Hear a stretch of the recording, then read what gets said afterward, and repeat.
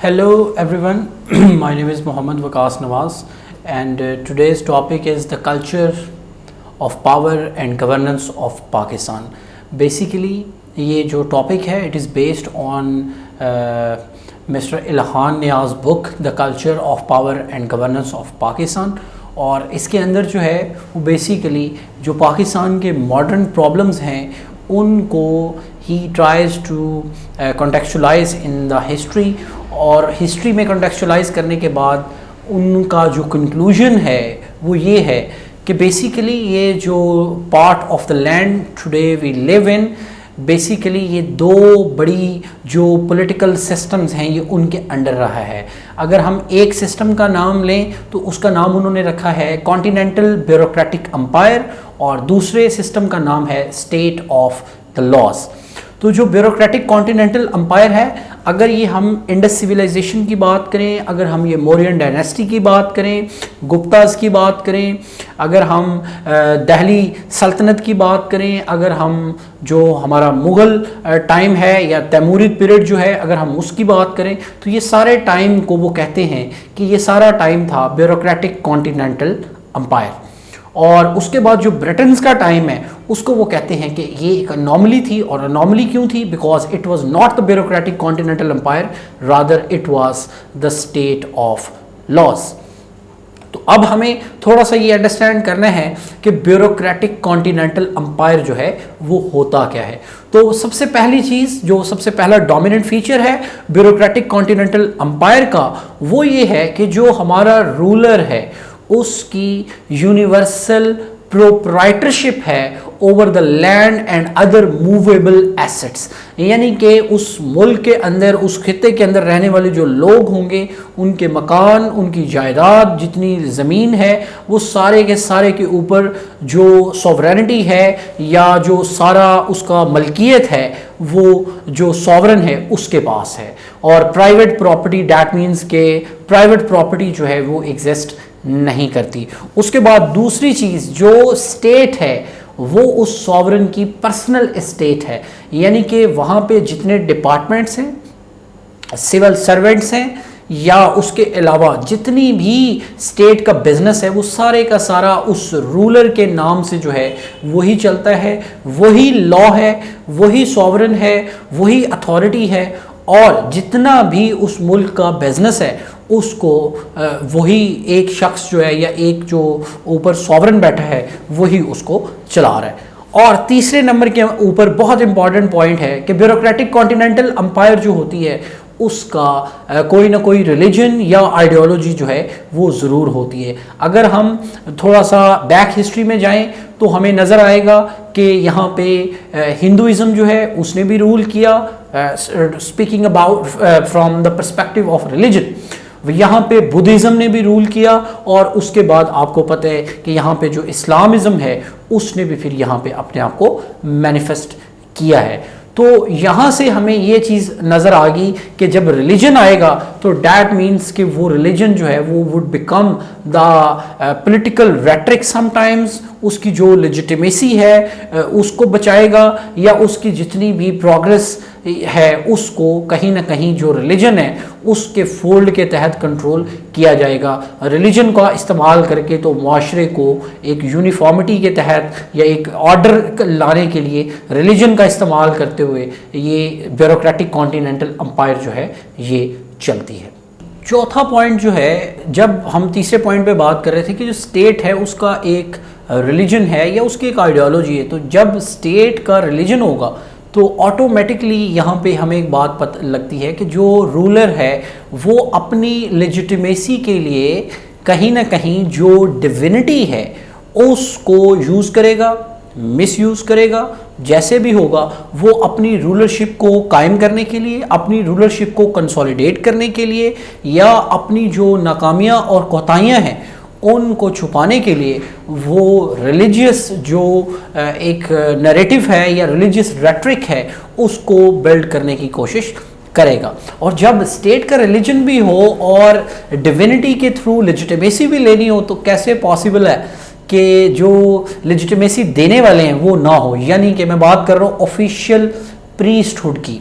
दुनिया में जब भी जहाँ पे भी ऐसी स्टेट्स बनी हैं जहाँ पे बादशाहों ने मज़हब का सहारा लिया है, वहाँ पे जो प्रीस्टहुड है वो स्टेट के पेरोल पे रहे हैं। यानी कि स्टेट के पेरोल से मुराद ये है कि बादशाह ने उनके वजीफे भी लगाए हुए हैं। और फिर अगर हम इन टेन्योर्स में बात करें, जैसे कि हम तैमूरिद पीरियड की बात कर लेते हैं, हम जो दिल्ली सल्तनत है उसकी बात कर लेते हैं, कि इनके अंदर जो प्रीस्टहुड है वो जुडिशरी को भी वही देख रही है। यानी कि जो काजी का ओहदा था वो जज जो है वो आ रहा है प्रीस्टहुड से। तो इसका मतलब है कि उसकी जो जितनी भी सीटें हैं, जितनी अपॉइंटमेंट्स हैं, जो भी उसके पर्क्स एंड प्रिविलेजेस हैं, वो फिर जो प्रीस्टहुड है उसका बहुत बड़ा एडवांटेज है। उसके बाद जी बहुत इंपॉर्टेंट चीज़ कि जो हमारे सिविल सर्वेंट्स होंगे ब्यूरोक्रेटिक कॉन्टिनेंटल एम्पायर में, आज की तो जो ब्यूरोक्रेसी है वो तो बड़ी एक कहते हैं लॉफुल ब्यूरोक्रेसी है, कि वो किसी ख़ास गवर्नमेंट या हुक्मरान के ज़ाती मुलाजम नहीं होते, बल्कि उनके लिए लॉज मौजूद हैं, वो उन लॉज के तहत ऑपरेट करते हैं, वो इंडिपेंडेंट होते हैं अपना जो हुक्मरान है उससे। लेकिन जो ब्यूरोक्रेटिक कॉन्टिनेंटल एम्पायर है उसमें जो सिविल सर्वेंट्स थे वो those were not the servants of the state, those were the personal servants of the ruler. तो जब आपकी आपका जो आप जब आप पर्सनल जाती मुलाजिम बन गए हैं सॉवरन के, तो इसका मतलब है कि एज अ ब्यूरोक्रेट आपकी अपॉइंटमेंट, आपकी रिक्रूटमेंट, आपकी प्रमोशन, आपके जितने भी पर्क्स एंड प्रिविलेजेस हैं वो भी डिपेंड करेंगे, वो भी उसके लिए भी आप डिपेंडेंट हो जाएंगे अपने जो रूलर है, सॉवरन है, उसके ऊपर। उसके बाद जो मिलिट्री और सिविल पावर है ये हमें ब्यूरोक्रेटिक कॉन्टिनेंटल जो एम्पायर है उसके अंदर फ्यूज्ड नजर आएगी। यानी कि कोई क्लियर कट डिस्टिंक्शन नहीं होगी कि ये सिविलियन अफेयर्स हैं या ये मिलिट्री अफेयर्स हैं। उसके अंदर एक बहुत बड़ा,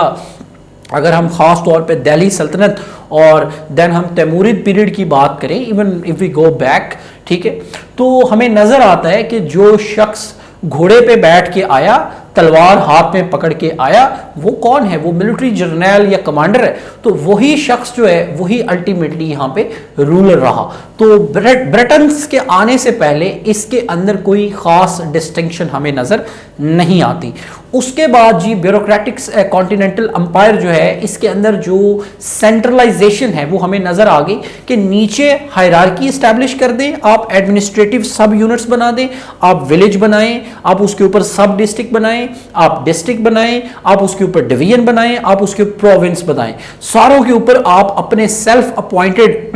जो लोग हैं जो कि आपके जाती मुलाजिम हैं, आपने उनको वहां अपॉइंट किया है, उनको भी आपने शेयर एंड चंक दे दिया और उसके बाद आपने पावर जो है उसको अपने पास रखा, हाईली सेंट्रलाइज्ड, ठीक है। और उसके बाद जो ब्यूरोक्रेसी है, ब्यूरोक्रेटिक इंटेलिजेंशिया, ऑफ कोर्स वो बहुत क्रिटिकल एक न्यूक्लियस होता है ब्यूरोक्रेटिक कॉन्टिनेंटल एम्पायर का। उसकी वजह क्या है कि रियासत के दो बड़े काम हैं, लॉ एंड ऑर्डर और रेवेन्यू कलेक्शन, ठीक है। तो ये दोनों काम जो हैं, ये बादशाह जो होते हैं, जो ब्यूरोक्रेटिक कॉन्टिनेंटल एम्पायर के अंदर लोग थे, उन्होंने फिर जो ब्यूरोक्रेटिक इंटेलिजेंशिया है उनको कभी जागीर में हिस्सा दे के, कभी उनको कोहेजन का इस्तेमाल करके, तो उनको बड़े जो है कभी उनसे कोई किसी तरीके से उनसे डील करके उनको अपने साथ अटैच करके, तो फिर वो अपने इस पूरा जो प्रोजेक्ट ऑफ पॉलिटी है उसका उनको बड़ा डोमिनेंट पार्ट या फीचर जो है वो बनाया जाता है। उसके बाद बहुत इंपॉर्टेंट चीज़, जो प्राइवेट प्रॉपर्टी तो होती नहीं है, वो पहले पॉइंट में हम बात कर चुके कि जो यूनिवर्सल प्रोप्राइटरशिप है ऑफ द रूलर वो है। तो इस वजह से जो पीजेंट्री है, जो पीजेंट्स हैं, उनकी जितनी भी हार्डवर्क है, वर्किंग है, वो सारी की सारी क्यों हो रही है? Because ultimately the revenue has to flow towards the sovereign, because वो जो लैंड है वो जो भी सारा, इसी तरह जो मर्चेंट क्लास है, तो मर्चेंट क्लास जो है उनको भी इन्होंने सबऑर्डिनेट किया हुआ है ब्यूरोक्रेसी के। तो ब्यूरोक्रेट जो है वो फिर उसको ब्लैकमेल भी कर रहा है, फिर उससे टैक्सेशन का रेट भी तय कर रहा है, सारी चीज़ें जो है वो कर रहा है। यानी कि जो मर्चेंट क्लास है और पीजेंट्री है वो under the strict control of the state है, और स्टेट से मुराद यहाँ पे रूलर है, यानी कि रूलर ने अपने जो डेजिग्नेटेड ऑफिसर्स हैं या लोग हैं उनका फिर जो नेक्सेस है वो कहीं ना कहीं क्रिएट किया हुआ है विद द मर्चेंट क्लास। और इस तरह से ये सारा जितने भी अभी पॉइंट्स हमने डिस्कस किए हैं ये हमें नज़र आते हैं कि ये जो ब्यूरोक्रेटिक कॉन्टिनेंटल एम्पायर है ये उसका बड़ा डोमिनेंट पार्ट है, डोमिनेंट फीचर है। अब हम आते हैं जी जो असल हमारा पॉइंट है, और वो है कि स्टेट ऑफ लॉज। तो स्टेट ऑफ लॉज के अंदर सबसे पहली चीज जो हमें माइंड में रखनी है कि यहां पे जो रूलर है, रूलर और जो स्टेट है, इन दोनों के दरमियान क्लियर एंड कट डिस्टिंक्शन है। जो सॉवरन है, रूलर है, उसकी universal proprietorship over the land and the people नहीं है। तो ये एक बहुत बड़ा ब्रेक थ्रू है इन द हिस्ट्री ऑफ पाकिस्तान और द सब कॉन्टिनेंट, कि जहां पे रूलर जो है उसको और स्टेट को हमने क्या कर दिया, सेपरेट कर दिया। तो यहां से लॉजिकली दूसरा पॉइंट जो फ्लो होता है कि इन दोनों में जो डिस्टिंक्शन है, जो गैप है, उसका मतलब ये होगा कि अब जो बादशाह है वो उसको रिप्लेस करेगा रूल ऑफ लॉ, यानी कि अब जो लॉ है वो as a autonomous and independent institution and process जो है वो इमर्ज होगा। यानी कि अब बादशाह ने अगर अपनी हुक्मरानी भी करनी है तो वो हुक्मरानी जो है वो भी अंडर द लॉ होगी, वो आर्बिट्रेरी वे में और इडियोक्रेटिक वे में वो मूव नहीं कर सकता। ठीक है, उसके बाद जो इंस्टीट्यूशंस हैं वहां पे भी इंस्टीट्यूशंस थे, लेकिन वो those were the personal institutions, those were the personal institutions of the ruler. लेकिन यहां पे हमें नजर आएगा ऑटोनमस एंड इंडिपेंडेंट जो इंस्टीट्यूशंस हैं वो जो हैं वो हमें नजर आएंगे। उसके बाद वहां पे जितनी प्रॉपर्टी थी वो बिलोंग्स टू द रूलर, लेकिन यहां कॉन्सेप्ट आ गया कि people can have the private property. तो ये बहुत बड़ा एक कह लें कि एक रेवोल्यूशनरी एक स्टेप है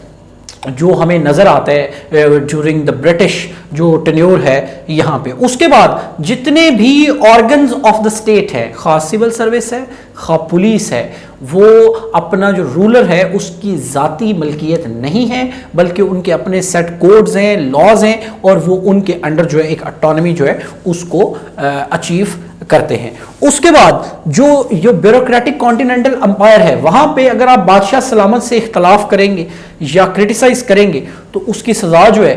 वो आपका सर जो है वो फिर नहीं रहेगा। लेकिन हमें जो स्टेट ऑफ द लॉज होती है उसके अंदर we have the freedom to criticise the ruler. उसके बाद वहां पे हमें नजर आया कि जो स्टेट है वो आइडियोलॉजिकल है, रिलीजियस है, लेकिन यहाँ पे हमें नजर आएगा कि जो स्टेट है वो इट हैज़ बिकम सेकुलर, यानी कि जो पॉलिटिक्स या स्टेट है और रिलीजन वो दोनों क्या हो चुके हैं, वो दोनों सेपरेट हो चुके हैं। तो ये कुछ पॉइंट्स हैं जो स्टेट ऑफ लॉज के हमें नजर आते हैं। उसके बाद यहाँ पे सेल्फ गवर्नमेंट और लोकल जो पर्सनल इनिशिएटिव है या सेल्फ रूल है उसकी तरफ हमें जो है एक टेंडेंसी नजर आती है। उसके बाद जो कल्चर था वहां पे आर्बिट्रेरी पावर का, उसको यहां पे रिप्लेस करेगा culture of constitutionalism, culture of responsibility. ये चीजें जो हैं ये इसको क्या करेंगी, रिप्लेस करेंगी। और बहुत इंपॉर्टेंट डेवलपमेंट जो सिविल मिलिट्री रिलेशंस के हवाले से हमें याद रखनी चाहिए वो ये है कि जो ब्रिटन्स थे उन्होंने वो जो सदियों से फ्यूजन थी of civil and military bureaucracy, उसके अंदर एक क्लियर एंड कट डिस्टिंक्शन आ गई ब्रिटेन के टाइम पे कि उन्होंने सिविलियन सुप्रीमेसी इस्टेब्लिश कर दी। अब सिविलियन सुप्रीमेसी क्या है कि जो आपका आर्मी है वो एज अ प्रोफेशनल इंस्टीट्यूशन अलहदा से एग्जिस्ट करेगा और वो सबऑर्डिनेट होगा अंडर द सिविलियन जो रूलरशिप है। तो इसी वजह से फिर हमें जो ब्रिटेन का सिस्टम है यहाँ पाकिस्तान के अंदर वो नजर आता है कि वो it was a state of laws, not the bureaucratic continental empire. अब जी मूविंग फॉरवर्ड जो की है यहाँ पे आप शॉर्ट टाइम में पाकिस्तान, मॉडर्न पाकिस्तान को समझ सकते हैं। आप ऐसा कीजिए, पाकिस्तान के जितने भी प्रॉब्लम्स हैं constitutional, political, economic, moral, personal, जो भी इश्यूज हैं आप उनकी एक लिस्ट बनाइए 8 से 10 15 इश्यूज की, फिर उन इश्यूज को इस कॉन्टेक्स्ट के अंदर रख के देखिए तो आपको अंदाजा होगा कि पाकिस्तान की पॉलिटिकल पार्टीज ऐसी क्यों हैं, पाकिस्तान के अंदर रिलीजन का और पॉलिटिक्स का आपस में क्या रिलेशन है, पाकिस्तान में लोग अब्यूज ऑफ पावर या पर्सनलाइजेशन ऑफ अथॉरिटी की तरफ क्यों ज़्यादा मूव करते हैं, पाकिस्तान में कॉन्स्टिट्यूशन की रिस्पेक्ट क्यों नहीं है, पाकिस्तान में आज भी जो डेमोक्रेटाइजेशन की फोर्सेस हैं वो इतनी वीक क्यों हैं, उनकी बजाय जो आर्बिट्रेरी और जो पर्सनैलिटीज़ और ये जितना हमारा कल्चर इस तरह का है वो हमें बहुत डोमिनेंट नज़र आता है। तो मॉडर्न जो पाकिस्तान है, आज का पाकिस्तान, 2020 का पाकिस्तान, ये ऐसा क्यों है, उसके लिए I would seriously recommend to all CSS aspirants कि आप अपने पाकिस्तान अफेयर्स के लिए, अपने एसए के लिए, अपने करंट अफेयर्स के लिए, अपना जो पॉलिटिकल साइंस है, IR है, कॉन्स्टिट्यूशनल लॉ है, उसके बाद इंडो पाक हिस्ट्री है, गवर्नेंस एंड पब्लिक पॉलिसी है, आप अगर इन पॉइंट्स के को सामने रखेंगे तो मेरा ख्याल है बहुत एक क्रिस्टल क्लियर जो फ्रेमवर्क है वो हमें नज़र आएगा। I hope that you have enjoyed the lecture. Thank you so much.